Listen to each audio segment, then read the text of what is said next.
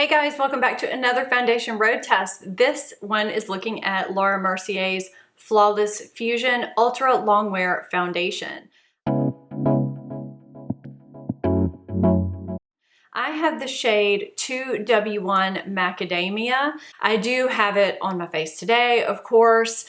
The application is not going to be from today. I'm going to film that on another day because I've already applied it, and I didn't film my application from this morning because it was my daughter's first day of school and I didn't have time to film me applying the foundation.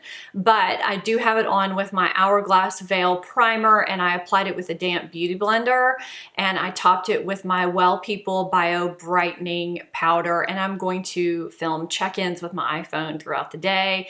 And as usual, I'm going to read you a little bit about this foundation before I get into the guts of the foundation road test. There are 20 shades in this foundation, and it retails for $48 for 1 ounce of product.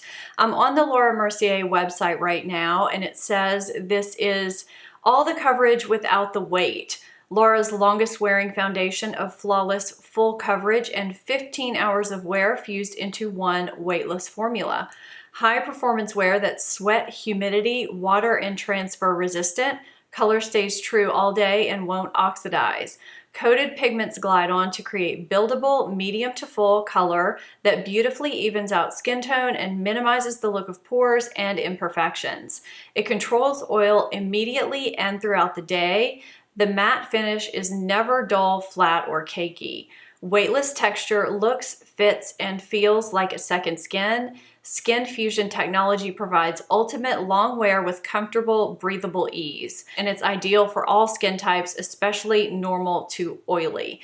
It says it's oil-free, fragrance-free, non-comedogenic, and dermatologist tested. Titanium dioxide is listed as one of the last ingredients on the list, but it doesn't say that it has an SPF in it. And as usual with all my foundation road tests, I'm going to apply it in various ways and check in and let you guys know in the end how I feel it wore best throughout the foundation road test, and of course my thoughts. I love the packaging of this foundation. I think it's nice and sleek and light. It's a nice glass bottle, and it has a pump. I don't think the pump locks. No. I just reviewed another long wearing foundation, the BareMinerals BarePro. That was my last foundation road test. If you haven't seen that, I will link that as well.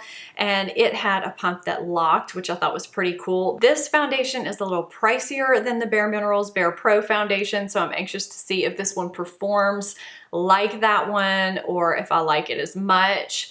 But I will just go ahead and say that it did apply nicely. I like the color match that I have, and it feels good on my skin so far. It is one of the only foundations that I've tried lately that actually somewhat covered the sunspot on my nose. I did not use concealer on it at all today, and I had this little red spot over here, and it covered that pretty nicely too. I had to use very minimal concealer today.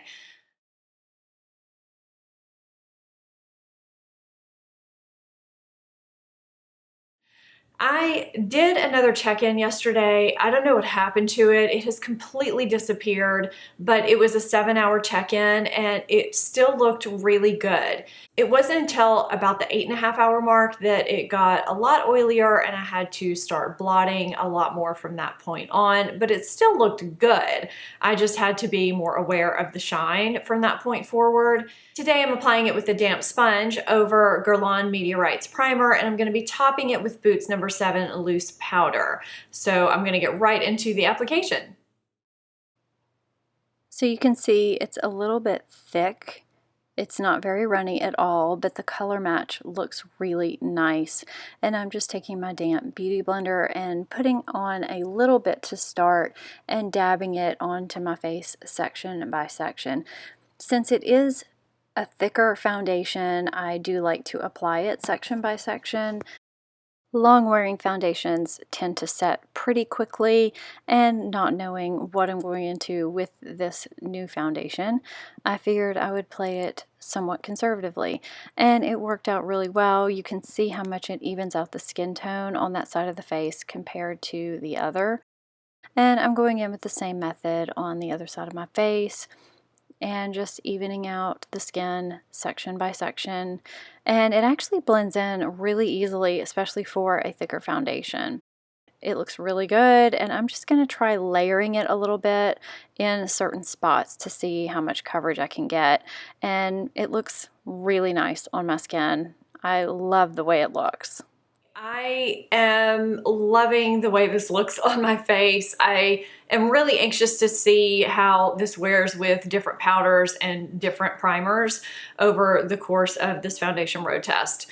So I forgot to put on concealer at all. I mean, I have it under my eyes, of course, but I just totally forgot to put it on my sunspot. So you can see that one slightly.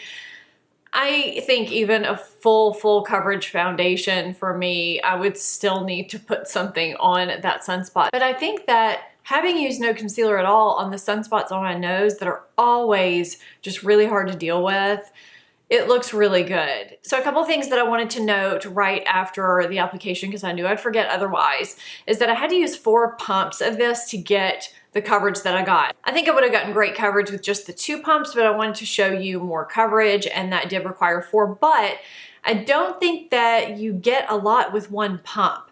I'm gonna just pump out 1 pump and then do a pump of the BareMinerals BarePro, which was my last foundation road test.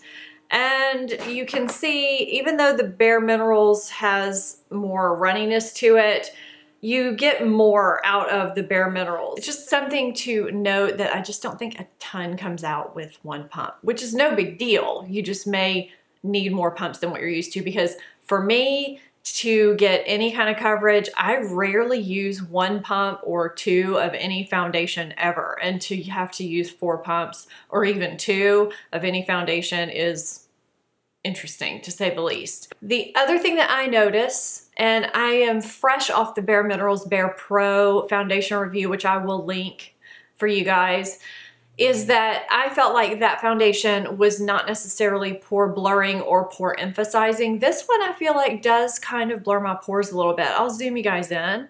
I hope you can see. I know some things are just easier to see in real life. I don't have enormous pores, but everybody's got pores. They're not going to disappear. You can't walk around airbrushed constantly like we're all on Instagram, but I feel like I just don't notice my pores that much. So that's a good thing. And I feel like it looks good. So that's it zoomed in, and there's my little forehead wrinkle, and I can separate that wrinkle and it's not settling in immediately after application. It's got a nice matte finish to it, but it's definitely not flat, and I don't think it looks overly made up either. I am anxious to see how this holds up today versus how it did the other day with the Hourglass primer. Hey guys, it's been 5.5 hours that I've had the foundation on. I'm not in the best light. I am in front of a window, but the sun has kind of gone down. I'm hoping that you can tell something. I have blotted and touched up with translucent powder once today. It was probably about 2 hours ago, if I had to guess. It was about 3 hours in.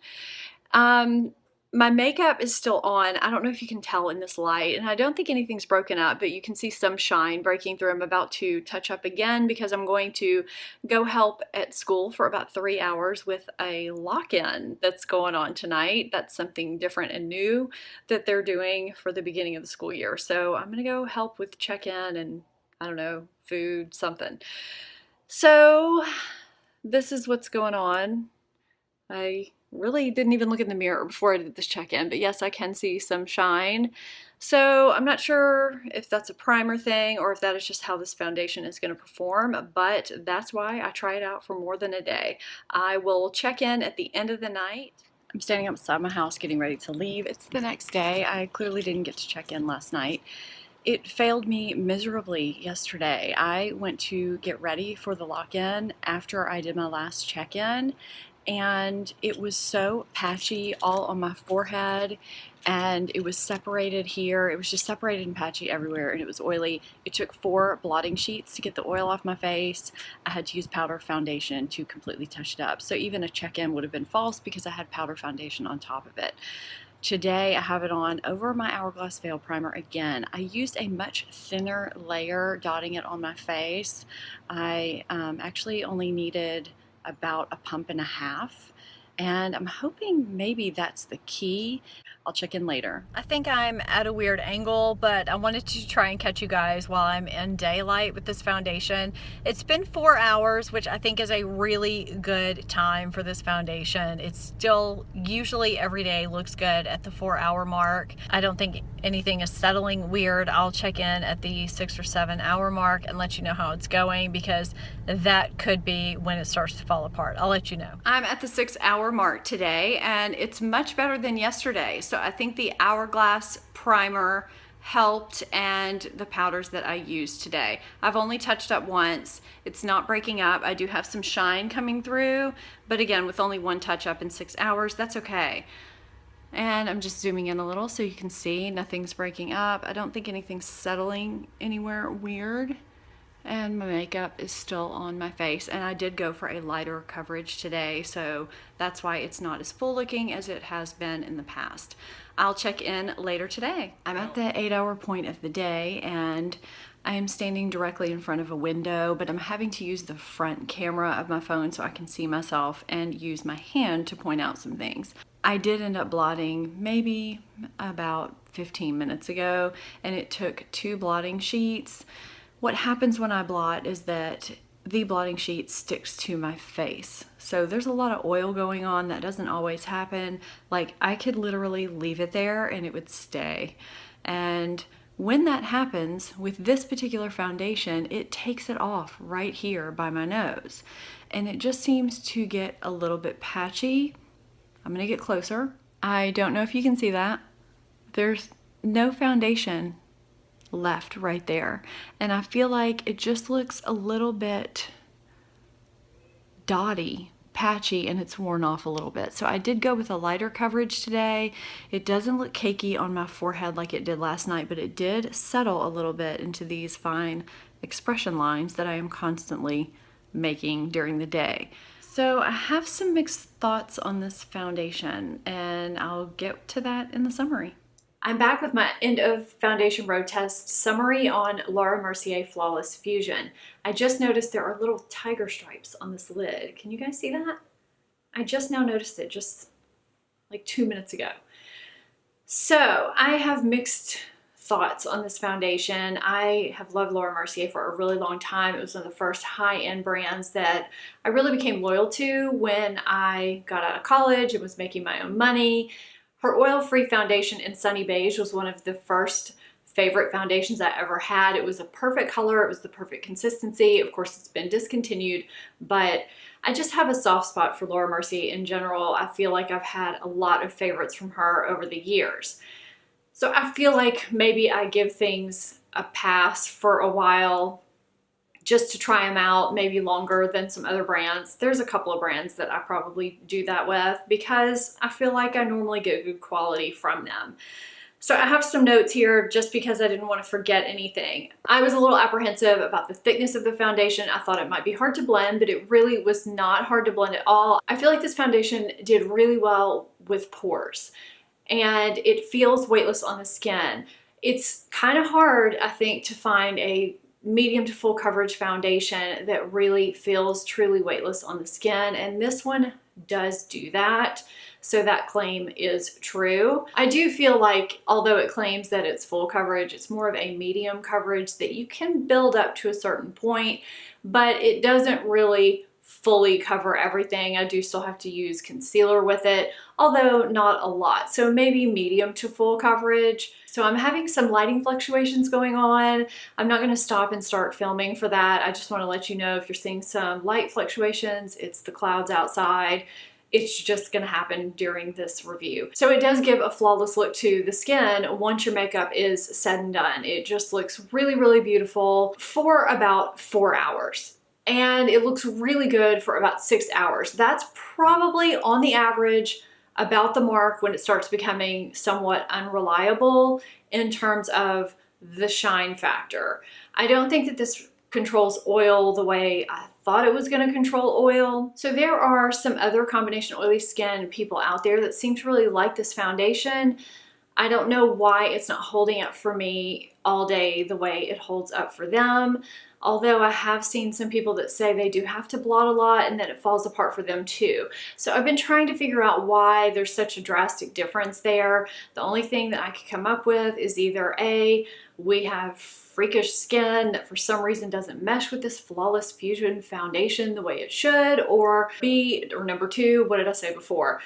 For some reason, my combination oily skin and the humidity that I live in is just not working. I'm thinking that might be it. It's been really hot and really humid here, and I just think that might not be working with this foundation, because honestly, I threw everything but the kitchen sink at this foundation in terms of primers and powders to try and get this to work. I mixed up combinations. If I used a heavy duty mattifying primer, the foundation was a little too thick and it tended to stick in spots where I wasn't combination oily, if I was a little dry somewhere. If I used a slippy primer or a more luminous primer, it melted off even quicker than it should. Those middle of the road primers tended to work better, like the Hourglass Mineral Veil. That usually just tends to work most of the time. NYX Angel Veil worked well, and it just didn't wear away gracefully. I think that is my main issue, is that it did start to look greasy when it did wear away, and then when it did really start wearing away, whether it be 6 or 9 hours when it happened, it would get patchy and look dotted. If you look at another foundation that is not a mattifying foundation, let's take Too Faced Born This Way. It's a beautiful foundation, but when it wears away really gracefully. It just kind of blends into the skin. I don't have a problem with that. It's when it gets patchy and just uneven looking that becomes an issue. If I know I'm going to be somewhere for only 4 to 6 hours, this would be a great foundation, because that is the peak beautiful time for this foundation. But in reality, rarely am I ever anywhere and know that that's the only amount of time I'm going to be there. I could think I'm going to go somewhere for 3 hours, but then somebody says, hey, let's go have coffee or wine, and then I end up being somewhere for 8 hours, and that's just not the world that I live in. So for this foundation to be a real world foundation for me is just not practical. I can't justify paying $48 for a special occasion foundation that I might wear a handful of times a year, especially when there are less expensive foundations out there that perform much better for me and are much more reliable. So I hate that this foundation didn't work, because the first few hours are beautiful, and I had hoped that since it was a long wearing foundation that it was going to be like that all day long, and I kept trying and trying and trying, and it just unfortunately didn't work for me. I think this is the second Laura Mercier foundation I've tried lately that hasn't worked for me. I do love her powder foundation. So unfortunately, this foundation road test did not work well for me, but it wasn't for lack of trying. So that's it for this foundation road test. I will have another one coming up maybe within a week or a week and a half. Thank you so much for watching. If you're not subscribed to my channel, please hit that subscribe button. And if you're not following me on social media, I'll put that on the screen and down below. I'll see you next time. Bye-bye.